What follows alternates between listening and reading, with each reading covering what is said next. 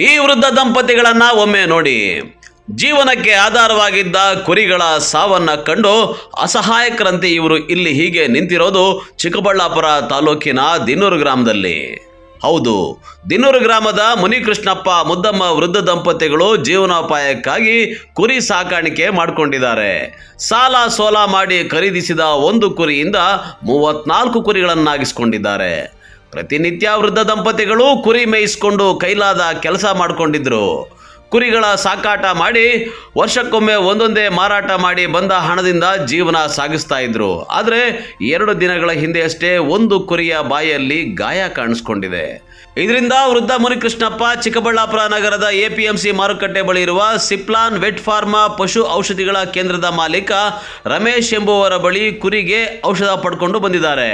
ಆದರೆ ಒಂದು ಕುರಿಗೆ ನೀಡದೆ 16 ಕುರಿಗಳಿಗೆ ರೋಗ ಸೋಂಕುವ ಭಯದಿಂದ ಔಷಧ ನೀಡಿದ್ದಾರಂತೆ.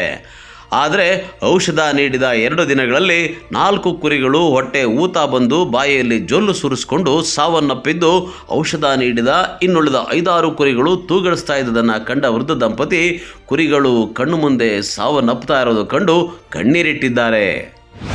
ಕೃಷ್ಣಪ್ಪ ಅಂತ ನಮ್ಮದು ದಿನ್ನೂರು. ಆಮೇಲೆ 34 ಕುರಿ ಇದೆ. 34 ಕುರಿಗೆ ಒಂದು ಕುರಿಗೆ ಮಾತ್ರ ಚೆನ್ನಾಗಿಲ್ದಿರ ಆಗೋಯ್ತು. ಆಮೇಲೆ ಎಲ್ಲ ಕುರಿಗಳಿಗೂ ಹಂಗೆ ಆಗುತ್ತೋ ಅಂಥೇಳಿ ಇದು ಚಿಕ್ಕಬಳ್ಳಾಪುರಕ್ಕೆ ಹೋಗಿ ಮೆಡಿಕಲ್ ಸ್ಟೋರಲ್ಲಿ ಟಾನಿಕ್ ತೆತ್ಕೊಂಡ್ಬಂದೆ. ಅವರು ನಾನು 5 ml ಹಾಕೋ ಅಂತ ಹೇಳಿದ್ರು. ನಾವು ಇದ್ಕೊಂಡು 4 ml ಹಾಕಿದ್ರೆ 4 ml ಹಾಕಿದ್ದಕ್ಕೆ 4 ಕುರಿ ಸತ್ತೋಗಿದ್ದಕ್ಕೆ ಅವರು ಮೇಡಮ್ನವ್ರಿಗೆ ಫೋನ್ ಮಾಡಿದ್ರೆ, ಮಲ್ಪನಹಳ್ಳಿ ಮೇಡಮ್ನವ್ರಿಗೆ, ಅವರು ಏನೇನೋ ಮಾತಾಡ್ತಾವ್ರೆ. ಅದಕ್ಕೋಸ್ಕರವಾಗಿ ಇವಾಗ ಯಾವುದು ಬೇಡ ಅಂತೇಳಿ ನಾವು ಪೊಲೀಸ್ ಸ್ಟೇಷನ್ಗೆ ಎತ್ಕೊಂಡು ಹೋಗಿ ಕಂಪ್ಲೇಂಟ್ ಕೊಡ್ತೀರಿ. ಅಲ್ಲ, ಇವಾಗ ಏನಾಗೈತೆ ಕುರಿಗಳು ಹಾಕಿರೋದಕ್ಕೆ ಸತ್ತೋಗಿದೆ.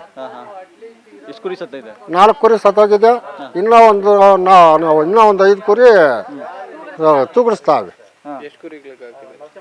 ಎಲ್ಲ ಒಟ್ಟು 10 ಕುರಿಗೆ ಹಾಕಿದ್ದೆ. 6 ಕುರಿ ಇನ್ನೂ ಒದ್ದಾಡ್ತಾವೆ. 4 ಕುರಿ ಸತ್ತಿದೆ. ಇವ್ರೇನು ಹೇಳ್ತವ್ರೆ ಮೆಡಿಕಲ್ ಶಾಪ್ ಅವರು ನಮ್ಮ ಮೇಡಮ್ನವ್ರು ಕರೆಸಿ ಪೋಸ್ಟ್ ಮಾರ್ಟಮ್ ಮಾಡಿ ಅದಕ್ಕೆ ನಾಳೆ 8 ಗಂಟೆಗೆ ಬರ್ತೀರಿ, 8 ಗಂಟೆವರೆಗೂ ಉಪ್ಪು ಹಾಕಿ ಮಡಗು ಅಂತ ಕೇಳ್ತಾವೆ.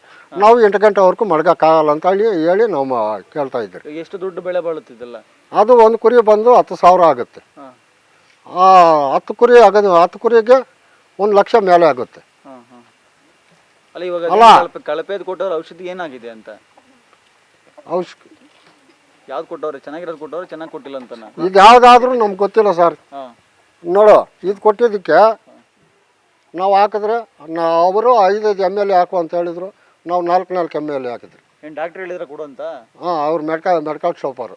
ಮೆಡಿಕಲ್ ಶಾಪ್ ಹತ್ರ ಹೋದ್ರಿ? ನಮ್ಗೆ ಗೊತ್ತಿಲ್ಲ. ನಾವು ಒಂದು ಕುರಿ ಚೆನ್ನಾಗಿಲ್ದಿರ ಆಗಿತ್ತು, ಅದಕ್ಕೆ ಟ್ಯಾಬ್ಲೆಟ್ ತರೋಣ ಅಂತ ಹೋಗಿದ್ದೆ. ಆಮೇಲೆ ಈ ಥರ ಒಂದಕ್ಕೆ ಬಾಯಿ ಹುಣ್ಣಾಗಿತ್ತು ಅಂತ ಹೇಳಿದೆ.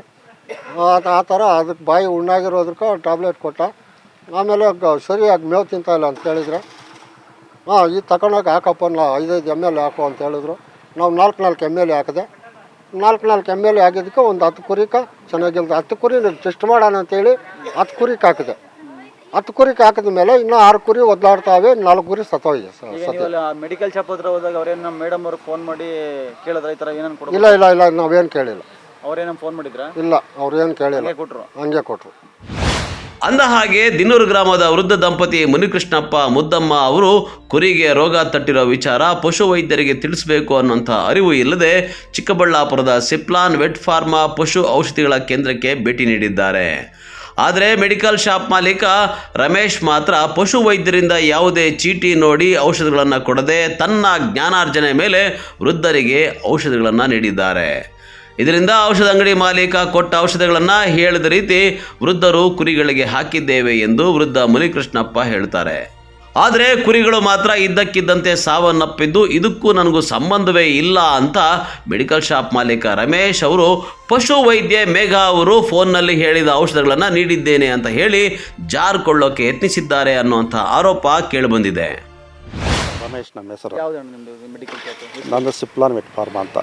ಯಾವಾಗ ಬಂದಿದ್ರು ಸರ್? ಇವಾಗ ಬಂದು 1 ವಾರ ಆಯಿತು. ಜ್ವರ ಬಂದಿದೆ ಹಿಂಗೆ ಅಂತ ಹೇಳಿದ್ರು, ಮತ್ತು ಮರಿಗಳ ಡೆವಲಪ್ಮೆಂಟ್ ಇಲ್ಲ ಅಂತ ಹೇಳಿದ್ರು. ನಾನೇನು ಜ್ವರಕ್ಕೂ ಕೊಟ್ಟಿದ್ದೀನಿ ಸಪ್ರೇಟು, ಮತ್ತು ಡೆವಲಪ್ಮೆಂಟಿಗೆ ಮರಿಗಳಿಗೆ ಕೊಟ್ಟಿದ್ದೀನಿ, ಇಷ್ಟಿಷ್ಟು ಹಾಕ್ಕೊಳ್ಳಿ ಅಂತ. ಅದನ್ನು ಜ್ವರ ಇದ್ದರೆ ಹಾಕಬೇಡಿ, ಮತ್ತು ಒಂದು ತಿಂಗಳು 15-20 ದಿವಸ ಆದಮೇಲೆ ಹಾಕ್ಕೊಳ್ಳಿ ಅಂತ ಹೇಳಿದ್ದೀನಿ.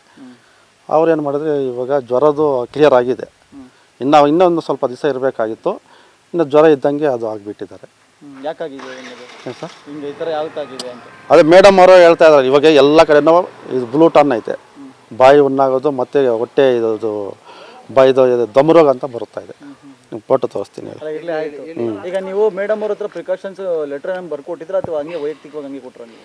ಸರ್ ಅವ್ರು ಬಂದರು, ಬರ್ತಾ ಇದ್ವಿ ಅಂತ ರಾಜು ಅವ್ರು ಫೋನ್ ಮಾಡಿದ್ರು, ಬನ್ನಿರಿ ಅಂತ ಹೇಳಿದ್ದೆ ನಾನು, ಬನ್ನಿ ಅಂತ. ನನ್ನ ಮೇಡಮ್ ಅವ್ರಿಗೆ ಫೋನ್ ಮಾಡಿದ್ದು, ಬಾಯಿ ಹುಣ್ಣಾಗಿದೆ ಸರ್ ಮೇಡಮ್ ಹಿಂಗೆ ಅಂತ. ಆಯಿತು, ಇದಂಥದ್ದು ಕೊಡಿ ಅಂತ ಹೇಳಿದ್ರು, ನಾನು ಕೊಟ್ಟಿದ್ದೀನಿ. ಅವರೇ ಅಧಿಕಾರಿ ಹೇಳಿದ್ರು, ಡೆವಲಪ್ಮೆಂಟ್ ಮೇಡಮ್ ಅವರು ಹೇಳಿದ್ರು ಏನು ಅಂತ, ಈ ಥರ ಕೊಡಿ ಅಂತ. ಹಾಂ ಇಂಥದ್ದು ಏನು ನಂದು ಸ್ಲಿಪ್ ಸ್ಲಿಪ್ಪೇ ತೋರಿಸ್ತೀನಿ ಸರ್, ನಮ್ಮ ಸ್ಲಿಪ್ಪೇ ಹೆಸರು ಏನು ಹೇಳಿ? ಹಾಂ ಮೇಘ ಅಂತ ಅವ್ರ ಹೆಸರು. ಮೇಘ ಅವರು ಮೈಲಪ್ಪನಹಳ್ಳಿ. ಹೌದು. ಅಲ್ಲ ನೀವು ಹಂಗೆ ಇದು ಲೆಟ್ರಲ್ಲಿ ಇಲ್ದಿದ್ದು ಹಂಗೆ ಕೊಡ್ಬೋದಾ ಅಂತ? ಏನು ಲೆಟ್ರ್ ಇಲ್ಲ, ಈಗ ಪ್ರಿಕಾಷನ್ಸ್ ಲೆಟ್ರಲ್ಲಿ ಕೊಡ್ದಿದ್ದು ಅದಾಗ ಕೆಲವ್ರಿಗೆಲ್ಲ ಕೊಡ್ತಾರೆ, ಕೆಲವು ಲೆಟ್ರು ಕೊಡ್ತಾರೆ, ಒಂದೊಂದು ಸರಿ ಹೋಗೋಕ್ಕಾಗಲ್ಲ. ಮತ್ತೆ ಈಗ ಕುರಿಗಳು ಸತ್ತೋಗಿದೆ, ಯಾರು ಹೊಣೆ ಆಗ್ತಾರೆ? ನೋಡಿ ಸರ್, ಇದು ನೋಡಿ ಲೆಟ್ರ್ ನೋಡಿ, ಲೆಟ್ರ್ ನೋಡಿ. ಎಲ್ಲ ಒಂದು ಐಟಮ್ ಇದೆ ಅದರಲ್ಲಿ ಅಲ್ಲ ಇರೋದು ಐಟಮ್, ನಾವು ಹಿಂಗೆ ಬಂದ್ರೇ ಕೊಡೋದು, ಇಲ್ಲಾಂದ್ರೆ ಮೇಡಮ್ ಅವ್ರಿಗೆ ಫೋನ್ ಮಾಡಿ ಕೊಡೋದು. ಇನ್ನು ತೋರಿಸ್ತೀನಿ, ಅದೊಂದು ಹೊಣೆ ಯಾರು ಆಗ್ತಾರೆ ಈಗ ಅಂತ? ಈ ಕುರಿಗಳು ಸತ್ತೋಗಿದೆ ಸರ್, ಮೇಡಮ್ ಅವರೇ ಬೆಳಗ್ಗೆ ಬಂದು ನಾನು ಚೆಕ್ ಮಾಡಿಬಿಟ್ಟು ಅವ್ರಿಗೆ ಪರಿಹಾರ ಮಾಡಿಕೊಡ್ತೀವಿ ಅಂತ ಹೇಳಿದ್ದಾರೆ. ಗೌರ್ಮೆಂಟ್ ಕಡೆಯಿಂದ ಅವ್ರಿಗೆ ಅಮೌಂಟ್ ಬರುತ್ತೆ, ಒಂದು ಕುರಿಗೆ ಬಂದು 8,000 ಬರುತ್ತೆ ಸರ್. ಅಲ್ಲಿಗೆ ನೀವು ಎಂತೆಂತ ಏನೇನು ಕೊಟ್ಟಿದ್ರಿ ಅದಕ್ಕೆ? ನಾನು ಎಲ್ಲ ಆ್ಯಂಟಿಬಯೋಟಿಕ್ ಕೊಟ್ಟಿರೋದು. ಯಾವುದು ಅಂತ ಹೆಸರು ಸರ್? ಒಂದು ಎಂಡೋಪ್ಲೆಕ್ಸಿಯನ್ ಅಂತ ಒಂದು ಲಿವರ್ ಟಾನಿಕ್, ಒಂದು ಟೆಟ್ರಾಸೈಕ್ಲಿನ್ ಅಂತದ್ದು, ಇನ್ನೊಂದು ಬಂದು ಇದು ಯಾವುದಂದರೆ ಕಾಪಾರ್ದೊಂದು ಸಿಪ್ರಾಲ್ ಅಂತ ಅದು. ಇನ್ನು ಈ ವಿಚಾರವಾಗಿ ಮೈಲಪ್ಪನಹಳ್ಳಿಯ ಪಶುವೈದ್ಯರನ್ನ ಸಂಪರ್ಕಿಸಿ ಕೇಳಿದಾಗ, ಇದಕ್ಕೂ ನನಗೂ ಸಂಬಂಧವೇ ಇಲ್ಲ, ನಾನು ಯಾರಿಗೂ ಔಷಧ ನೀಡುವಂತೆ ಹೇಳಿಲ್ಲ, ಸೋಮವಾರ ಸ್ಥಳಕ್ಕೆ ಭೇಟಿ ಕೊಟ್ಟು ಮೃತ ಕುರಿಗಳನ್ನು ಪರಿಶೀಲನೆ ನಡೆಸಿ ಬಡವರಿಗೆ ಸರ್ಕಾರದಿಂದ ಸಿಗುವ ಸೌಲಭ್ಯವನ್ನು ಕೊಡಿಸೋದಾಗಿ ಹೇಳಿದ್ದಾರೆ. ಅಲ್ಲ ಇವಾಗ ಜ್ವರ ಬಂದಿರೋದು. ಆಯ್ತು ಮೇಡಮ್, ನೀನು ಡಾಕ್ಟ್ರ್ ಆಗಿರೋದ್ಕಂತ ಹಲೋ. ಹಾಂ, ಈಗ ಎಲ್ಲಾ ಕಡೆ ನೀಲಿ ನಾಲ್ಗೆ ರೋಗ ಅಂತ ಬರ್ತಾ ಇದೆ, ಗೊತ್ತಾಯ್ತಾ? ಫಸ್ಟ್ ನೀವು ಏನಕ್ಕೆ ಕರ್ಸಿದ್ರಿ ಅವ್ರನ್ನ? ಜ್ವರ ಬರ್ತಾ ಇತ್ತು ತಾನೆ?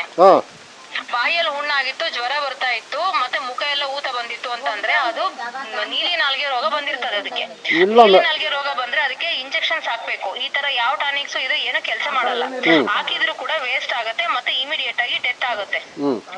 ಆಯ್ತಾ? ನೀವು ಕನ್ಸರ್ನ್ ಡಾಕ್ಟರ್ಸ್ ಫೋನ್ ಮಾಡ್ಬೇಕಿಲ್ಲ, ನನಗ್ ಫೋನ್ ಮಾಡ್ಬೇಕಾಗಿತ್ತು ನೀವು ಮುಂಚೆನೆ. ನೀವು ಅವ್ರಿಗೆ ಯಾಕೆ ಫೋನ್ ಮಾಡಿದ್ರಿ?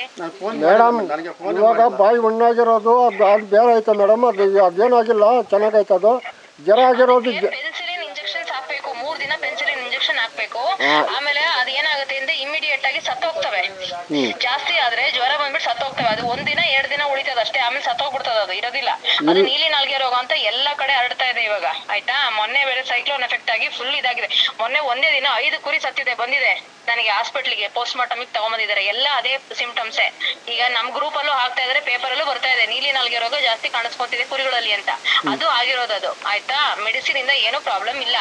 ಈಗ ನೀವು first of all concern doctor ಯಾರು ಇರ್ತಾರೋ ಅವ್ರಿಗೆ ಫೋನ್ ಮಾಡ್ಬೇಕು. ಇಲ್ಲ ನಾನ್ ಬರಕಾದ್ರೆ ನಾನು ಡಾಕ್ಟರ್ ಹತ್ರ ಹೆಂಗ್ ಬೇಕು ಹಂಗ್ ಮಾತಾಡೋದಲ್ಲ. ನೀನ್ ಫಸ್ಟ್ ಯಾರನ್ನ ಭೇಟಿ ಮಾಡ್ಬೇಕು, ಯಾರನ್ನ ಇದು ಮಾಡ್ಬೇಕು ಅಂದ್ರೆ ಫಸ್ಟ್ ನೀನ್ ತಿಳ್ಕೊಬೇಕು. ನೀನ್ ಯಾರ್ಯಾರನ್ನ ಕರ್ಕೊಂಡ್ ಬಂದ್ಬಿಟ್ಟು ಗೊತ್ತಿಲ್ಲ, ಅವ್ರಿಗೆ ಏನು ಗೊತ್ತಿಲ್ಲ ಅಂತವ್ರ ಹತ್ರ ನೀನ್ ಟ್ರೀಟ್ಮೆಂಟ್ ಮಾಡ್ಸಿದ್ಯಾ ಅಂದ್ರೆ ನೀನ್ ಎಷ್ಟು ಮೂರ್ಖ ಇದೆಯಾ? ಅಲ್ಲ ಮೇಡಮ್, ಇವಾಗ ಚೆನ್ನಾಗಿರೋ ಕುರಿ ಹಂಗೈತೆ ಮೇಡಮ್, ಅದಕ್ಕೇನು ಆಗಲ್ಲ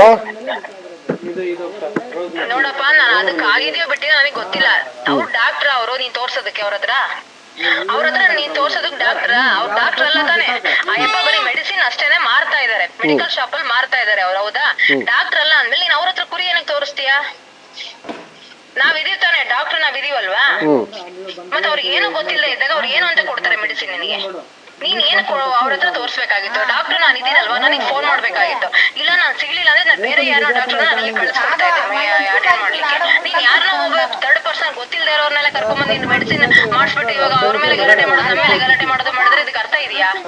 ಸರಿ ಮೇಡಮ್, ಸರಿ ಬಿಡಿ ಮೇಡಮ್. ಬೆಳಗ್ಗೆ ಕ್ಯಾಮ್ರಾಮನ್ ಪ್ರವೀಣ್ ಜೊತೆ ಕಳವಾರ ಅರುಣ್, MMTV ನ್ಯೂಸ್, ಚಿಕ್ಕಬಳ್ಳಾಪುರ.